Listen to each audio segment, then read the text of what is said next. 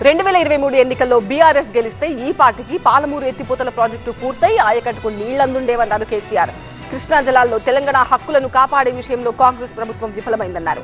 సాగునీటి హక్కుల సాధన కోసం త్వరలో ప్రజా ఉద్యమం రూపొందిస్తామన్నారు గులాబీ బాస్. ఈ నెల 19న కేసీఆర్ అధ్యక్షతన బీఆర్ఎస్ ఎల్పీ సమావేశం జరగనుంది. కృష్ణా గోదావరి జలాల ప్రాజెక్టులపై సుదీర్ఘ చర్చ జరగనుంది.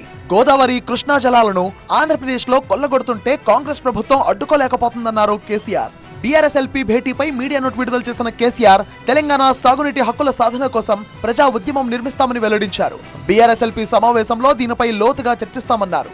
పాలమూరు రంగారెడ్డి ఎత్తిపోతల ప్రాజెక్టుకు గత బీఆర్ఎస్ ప్రభుత్వం 91 టీఎంసీలు కేటాయిస్తే ఇప్పుడు కేవలం 45 టీఎంసీలు ఇస్తే చాలని కాంగ్రెస్ ప్రభుత్వం కేంద్రాన్ని కోరడం చాలా బాధాకరమన్నారు కేసీఆర్. ఇది రాష్ట్ర రైతుల ప్రయోజనాలను తాకట్టు పెట్టడమే అన్నారు. పాలమూరు రంగారెడ్డి నల్లగొండ జిల్లా ప్రజలకు అన్యాయం జరిగితే బీజేపీ నుంచి గెలిచిన ఎంపీలు మాట్లాడిన పాపన పోలేదంటూ ఫైర్ అయ్యారు కేసీఆర్. బీజేపీ తెలంగాణ ప్రయోజనాలకు గండి కొడుతుందన్నారు.